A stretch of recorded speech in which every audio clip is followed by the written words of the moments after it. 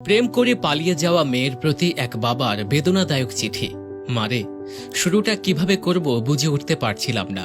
যেদিন তুই তোর মায়ের অস্তিত্ব ছেড়ে ভূমিষ্ঠ হয়েছিলিস, সেদিন থেকে তোকে মা বলে ডাকতে শুরু করলাম। তোকে মা ডাকতে গিয়ে আমার নিজের মা হারানোর ব্যথাটাই ভুলে গিয়েছিলাম। তোর মাও তোকে মা ছাড়া অন্য কোনো নামে কখনো ডাকেনি। বিদ্যালয়ের প্রথম দিন শিক্ষক তোর নাম জিজ্ঞাসা করেছিলেন। তোকে মা বলে ডাকতে ডাকতে তোর নামটাও ভুলে গিয়েছিলাম। আমি তোর নাম বলতে না পারায় সবাই আমাকে নিয়ে হাসাহাসি করছিল। তাই চিঠির ওপরে তোর নামের জায়গায় মা লিখেছি। হঠাৎ করে তুই এভাবে চলে যাবি আমি তা বুঝতেই পারিনি। ছেলেটা যেদিন বাইরে ব্যাগ হাতে তোর জন্য অপেক্ষা করছিল যে কখন তুই দরজা খুলে বাইরে বের হয়ে আসবি, আমি তখন ভেতরে বসে রবের কাছে প্রার্থনা করছিলাম আর ভাবছিলাম যে আর কতটা ভালোবাসলে তুই আমাকে ছেড়ে চলে যাবি না। অপরদিকে তুই ঘরে বসে ভাবছিলি আজ যেতে না পারলে ছেলেটার কাছে ছোট হয়ে যাবি। আর আমি ভাবছিলাম তুই চলে গেলে সমস্ত পিতৃ জাতির কাছে কি মুখ দেখাবো। জানি মা, তুই তোর 3 বছরের ভালোবাসা খুঁজে পেয়েছিস, কিন্তু আমার জীবন থেকে 20 বছরের ভালোবাসা হারিয়ে গেছে। মারে, প্রত্যেকটা বাবা জানে রক্ত পানি করে গড়ে তোলা মেয়েটা একদিন অন্যের ঘরে চলে যাবে। তারপরও একটু কৃপণতা থাকে না বাবাদের ভেতরে। বাবাদের ভালোবাসা শামুকের খোলসের মতো। মারে, বাবাদের বাহিরটা শক্ত হলেও ভেতরটা কিন্তু খুব নরম হয়ে থাকে। বাবারা সন্তানদের কতটা ভালোবাসে তা বোঝাতে পারে না, তবে অনেকটা ভালোবাসতে পারে।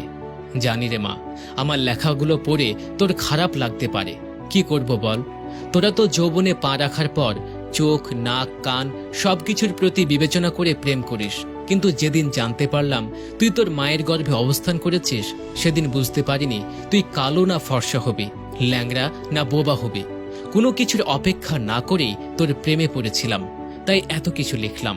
আমি জানি মা, তোদের সব সন্তানদের একটাই প্রশ্ন, বাবারা কেন তাদের ভালো লাগাটাকে সহজে মানতে চায় না। উত্তরটা তোর ঘাড়ে তোলা থাকলো। তুই যেদিন মা হবি সেদিন নিজে নিজে উত্তরটা পেয়ে যাবি। তোরা যখন একটা ছেলের হাত ধরে পালিয়ে যাস, তখন ওই ছেলে ছাড়া জীবনে কারো প্রয়োজন অনুভব করিস না, কিন্তু একটা বাবা বোঝে তার জীবনে নিজের মেয়েটার কতটা প্রয়োজন। যেদিন তোর নানুর কাছ থেকে তোর মাকে গ্রহণ করেছিলাম, সেদিন প্রতিজ্ঞা করেছিলাম যে যদি মেয়ে হয় তাহলে মেয়েটাকে তার স্বামীর হাতে নিজের হাতে তুলে দিয়ে তবেই দায়িত্ব থেকে নিজেকে হালকা করব। মারে, বাবার উপর রাগ করিস না।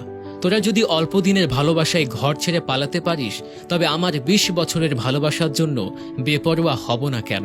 বাবারা মেয়ে সন্তানের জন্মের পর চিন্তা করতে থাকে নিজের মেয়েটাকে সুপাত্রের হাতে তুলে দিতে পারবো তো। তারা যৌবনে পা রাখার পর চিন্তা করে কোনো প্রতারণার ফাঁদ করে পালিয়ে যাবে না তো।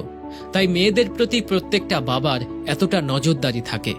যদি মন কাঁদে চলে আসিস, বুক পেতে দেব। ঠিক আগে যেভাবে ভালোবেসেছিলাম সেভাবেই বাসবো। অপেক্ষায় থাকলাম মা। হয়তো তোর মার মতো তোকে পেটে ধরিনি, তবে পিঠে ধরার যন্ত্রণাটা সহ্য করতে পারছি না। খুব কষ্ট হচ্ছে রে মা, খুব কষ্ট হচ্ছে। ইতি, তোর জন্মদাতা পিতা। দর্শক, ভিডিওটি কেমন লাগলো? ভালো লাগলে অবশ্যই শেয়ার করুন। আমাদের পেজের নতুন দর্শক হলে পেজটি ফলো করে আমাদের সাথেই থাকুন।